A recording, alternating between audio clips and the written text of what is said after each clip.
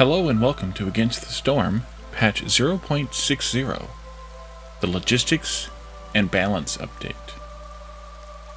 In this update, we get a whole host of relatively small changes, from a couple of new UI, UX things, to some new cornerstones and perks and things like that, to one, I would say, moderate change.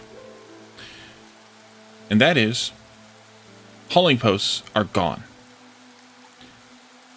Last week's update included them, introduced them in fact, introduced a large one and a small one. Small ones that were discoverable in small glades, and large ones that were discoverable via blueprint from the usual blueprint sources. But the feature didn't have the... Even though it was a community suggested feature, it didn't quite have the emphasis or energy that they really wanted the feature to have. Both the community wanted and the developers themselves wanted. When they implemented it and it started getting played, they kind of noticed that it was kind of lacking. So they removed the hauling posts, the hauling stations, whichever the word was that they used that I can't remember right now. Instead, haulers are now available on warehouses. From a certain level in the Citadel, an upgrade. One purchased upgrade will get you the haulers in the main warehouse, and another one will get you the haulers in the small warehouses. In the main warehouse, we will find 3 slots for haulers, just like we found in the large hauling post. And in the small warehouses, we will find 2 slots, just like we found in the small hauling posts. The range on these has been somewhat radically increased. I think it's out to 25 tiles now. But it's the same feature without it being an extra building or 2. And I like that idea. I like the idea that, we didn't really need an extra building for these. On one hand, it was kind of cool to be able to discover these randomly in glades, to make it another small glade perk. But on the other hand, that just meant that there was other things that we could get from the small glades that we weren't going to find at the same level because we had this other thing throwing a random chance in there. And since in the last town we didn't actually get any of them anyway, any of the small ones, and we turned down the only large hauling post that we saw, it didn't affect me any. We never actually tried them out. So I think that's a good thing overall. In addition, they've added some additional, that was a little redundant, they've added some additional upgrades that you can do to the hauling feature in the warehouses. So you can enable things like automated carts and things like that, which we'll talk about in a little more detail as I get through kind of the patch notes. So they also added a bunch of new cornerstones and new trader order perks. We'll go into the detail of those as well. But most of them are focused on haulers. They also rebalanced some other cornerstones. They made some of the underwhelming ones seem a little bit better. They also made some of the really, really good ones a little bit weaker. And that's to try and come up with, again, that balance of, no cornerstone, no perk, no whatever should be that outstanding compared to others. They also rebalanced a few recipes, some recipe swaps specifically, and they shortened the production time in the clay pit. They reduced the cost of the lower tier upgrades in the upgrades tree. Now, I don't think that means we're getting any additional materials back for those of us who are past that point, but for those of you who may be newer, you'll find that those earlier upgrades are a bit cheaper, which I think is probably good. It gets you up to kind of the middle of the tier, or the middle of the tree a little bit faster, and makes you get some of those early features that are kind of, they're not essential, but they're really, really nice to have a little bit earlier in the game, or a little bit earlier in your playthrough, I should say. The next major change, or next kind of significant change, not necessarily a major change, but a significant change, is that warehouses can now set a minimum reserve. And this is shown on a small warehouse, but I assume that this affects all warehouses simultaneously, given the fact that all warehouses simultaneously share the same inventory. But what this does is allow you to reserve a good so that people won't eat it or otherwise use it for crafting. However, it does not stop them from using it for... I'm sorry, they will still eat it if there's nothing else to eat. Will not stop scouts from taking it to do a glade event, and it will not stop builders from taking it to build something. So if you set a limit of minimum of 10 planks, and your builders needed to use planks for building, well, they're going to take those planks. But somebody who's making barrels will not take those planks, for example. But since you can control what hungry villagers can eat in consumption control, and you should be able to control yourself in what you build, and you can control yourself in what scouting events you activate, those three aspects or usages shouldn't be too much of a problem. But you can see the interface here. It's just a simple track and limit on each individual item. I'm assuming that it shows the it only shows the items that you actually have or have had in this town, so it won't show things that you can't even get in this particular town. In the service buildings, you can now disable the stockpiling of individual service resources. This is really good, and it took me a second to realize why. But this is really good, because let's say you have ale. You're making ale, and you're making ale to make it into luxury packs or for some other purpose. But you don't have any beavers, nor do you have any humans. So you're never going to serve that ale to anybody. So why have it in a service building? Uncheck it, as it is here in the picture. You don't need it. I mean, in this case, there are humans, but let's just say there weren't humans. You don't need it. You don't need to serve it. Why should they stockpile it in that service building? You're using it for some other purpose. Maybe even you're saving it up to use for an order or something. Whatever the reason, you can now disable it in a service building to keep them from grabbing it for no reason. The recipe ingredient drop-down box in the recipe panel is now a toggle, so we don't have to... It's one click now instead of two. That's pretty nice. And plus, you can see that there's a choice there. Maybe it'll be a little more obvious. It wasn't immediately obvious, I don't think, to new players previously, so that's kind of a nice thing. You can also unassign one woodcutter using that global icon next to the map. You can see it here in this icon by using the middle mouse button on that icon. So when you get to a storm and you need to unassign 1 or 3 or something and you don't want to unassign them all, you can use the middle mouse button on that button to remove just one at a time. And finally, the other kind of noticeable feature will be a new icon for Tier 0 recipes. Instead of it being the little gauge meter icon that it has been since the beginning, it's now a hollow star shape. A 1 star but hollow shape. And I think that's a good idea. The only other thing I could suggest would be like a half star or something like that. But I think it's better because it sticks with the whole star theme of the qualities, and it says that this is not really a good quality thing because it's an empty star. So I think that's a really good improvement as well. That kind of was a long time coming, but I never thought of it myself. So a little more detail on things like the hauling. The haulers work the exact same way as they did before. They transport goods out of production output, and they transport goods into production input. And I'm assuming they go between production building to production building, not just back and forth to the warehouse. So they may be able to do something in 1 hop instead of 2, but I don't know that for certain.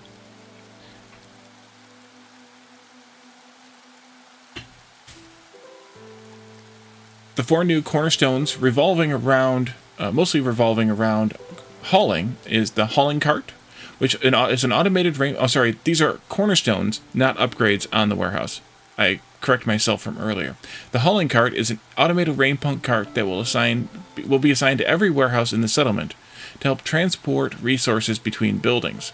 So, if you get that cornerstone, you don't need to necessarily assign workers to the warehouses to get the transport unless you want more transport. And the automation doesn't take breaks. Dual carriage system. 2 rain punk hauling carts will be assigned to the main warehouse to help transport resources between buildings. Reckless plunder. Scouts are so focused on looting that they unintentionally damage the environment. Increases the chance of bringing back twice as many resources from the abandoned caches by 100%. But newly discovered resource nodes have fewer charges. -5 to small, -15 to large. So, you get twice as much stuff from caches, but you get a little bit less stuff from nodes. That's an interesting trade-off. You get a lot of really good manufactured goods from caches if you do the option that I usually do, where you give them stone, and you keep the goods, stone and other resources, But giving up a few charges on nodes, I guess that depends on how many nodes there are average per glade. Small ones don't have very many. Larges can have quite a few. So that would be an interesting trade-off. And the other new cornerstone is travel rations. There's no need to return to the hearth when you have provisions with you. Time between breaks for haulers is increased by 50%. That's very useful too, because it makes the haulers a little bit more like automation, rather than like the rest of the villagers. Plus, somebody takes more often breaks. Harpies, I think, takes breaks more often. I said that weird. And so, maybe this means you want to put your harpies as haulers, because now they'll take more spread out breaks. Something like that would be a possibility, or just anybody. I mean, in the end, just anybody is better than nobody. But to kind of balance out the break times, that could be useful. 2 new perks from the usual sources: traders, orders, glade events, specialized workwear. Specialized equipment enhanced with rainpunk technology makes haulers move 25% faster. Stacking that with something like walking speed on the roads upgrade would be really good. Safety ropes. A set of strong ropes to secure any shipment. Haulers and mechanized carts can carry 5 more goods at once. I wonder if that applies to the mechanized cart from the mines, or if it just applies to the mechanized carts from the warehouses. That'd be an interesting thing to see, and I will check it out when we have a mine with a cart in it. 3 new forest mysteries. Unnatural erosion. The wind and rain in this region seem more destructive than usual. Pay 5 oil with each storm, multiplied by the number of years played. If you don't, 2 random resource nodes will be destroyed. That's quite an impact. Shifting paths. The road to the village is long and winding, so some newcomers need a bit of extra motivation. Pay 2 packs of luxury goods with each storm. If you don't, the next newcomer, multiplied by the number of years played, if you don't, the next newcomer will arrive 50% slower. An inspiring view. This one's a drizzle one, the other 2 were storm ones, obviously. The astonishingly beautiful view motivates villagers to work. The time interval between breaks is increased by 25%. As previously mentioned, they've added some new Smoldering City upgrades. The First Dawn Company contains both of the upgrades to the hauler post, or to the warehouse, to add the haulers in. The First Dawn Company now has a level 10, unlocking haulers for small warehouses and giving a passive double yield chance increase. The haulers at the main warehouse were squeezed into an existing upgrade, so that one wasn't added. They don't say which level it was, but I imagine it's somewhere around maybe 5 or so, given that the small ones are at 10. Vanguard Spire level 5 gives bricks as a guaranteed starting bonus and increases the total amount of node charges. Interesting.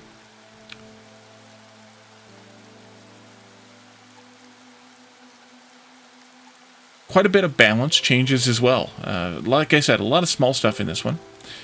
The Rotten Rain Forest Mystery no longer spawns blood flowers on farm fields. thank you. It now simply spawns them in a random place in the settlement, close to the main hearth as if possible. So that was such an annoying feature, where the blood flowers would spawn on the farm fields, destroying the field, the built field, the thing you have to build, and then you have to deal with the blood flower, and then you have to get somebody else to come out and rebuild that spot in the field so they can be farmed, and it was just really annoying because I'd always forget to do the rebuilding part. Thankfully, it's been changed. Water skin recipe is now a little cheaper. Requires 1 less oil on every tier. Multiple cornerstones have been rebalanced. I'm not going to read through all of those, but there's a huge list of rebalanced cornerstones in the patch notes. Drop rates on cornerstones have been tweaked so that now the ones that kind of are more early game oriented will spawn more often in the early game, in the earlier years of the game, and ones that are more late game oriented, or that are early game oriented rather, will spawn less in later years. To kind of give you those things like,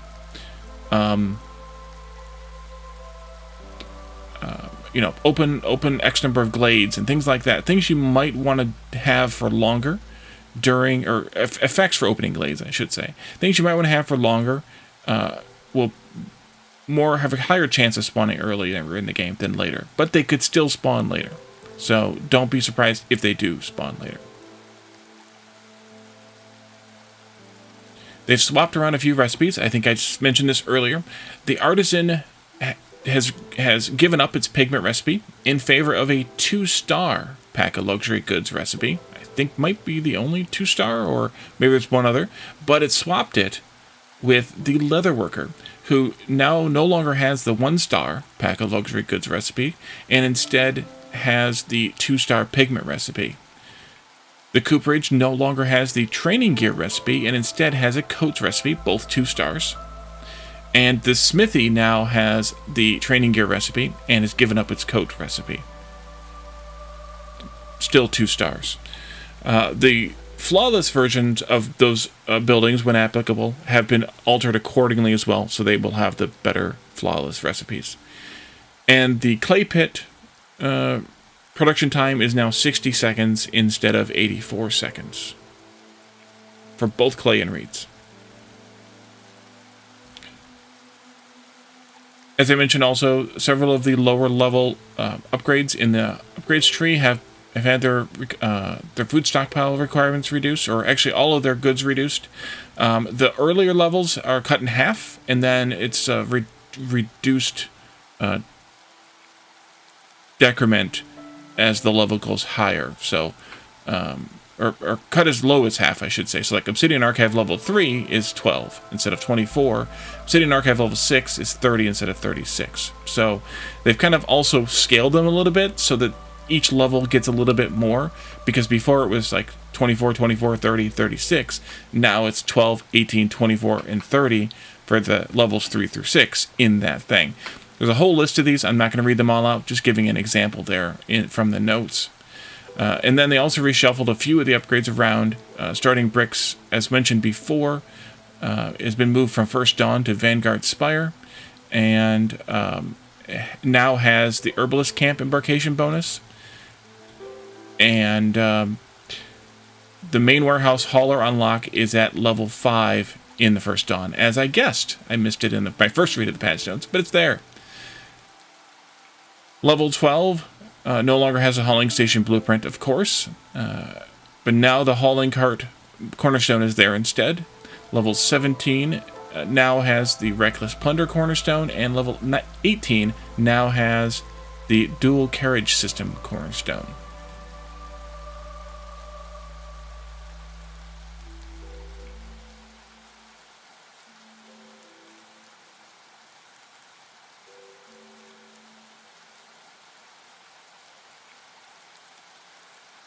Beyond that, there were some wording changes, some various, cleaning up of language and wording in a lot of different places, and a whole host of bug fixes, as always.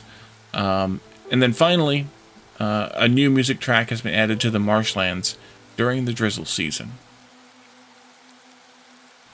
Ah, one more thing that I forgot to mention. There's now a cart UI panel, so you can click on a cart, just like you could click on a villager, even though I never really did, and that will tell you a little bit about hauling carts or mine carts, and you'll be able to see a short description about it and the goods that it is carrying, just like you can do for the villagers. So that's kind of a nice improvement as well. I think that's everything for the patch this time. We're going to get back into the game tomorrow as I record this, or possibly as you watch this, Friday to be absolute, and we will do another town. We will explore what we can from this update, and then we'll be eagerly anticipating the next update in a couple more weeks. So join me for that, either in the chat during the premiere or watch the video anytime after, and leave comments, come to my Discord and chat with me about it if you'd like as well. You can find that link in the description below, and let me know if you have any questions, comments, suggestions, etc. as always. So thank you all for joining me, and I will see you all in the series. Bye for now.